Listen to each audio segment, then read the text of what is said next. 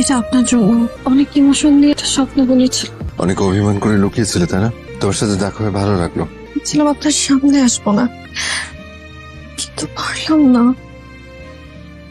নন্দিনী, তুমি খুব ভালো একটা মেয়ে, অনেক ভালো। আমি আমার মন থেকে তোমার জন্য প্রে করবো যেন তোমার জীবনে খুব ভালো কোনো মানুষ আসে। আমি মরে যেতে চেয়েছিলাম। প্লিজ নন্দিনী, প্লিজ আর মায়া বাড়ি আনো। প্লিজ। আপনার ভাইটার সময় হয়ে যাচ্ছে। ও হ্যাঁ, আসি।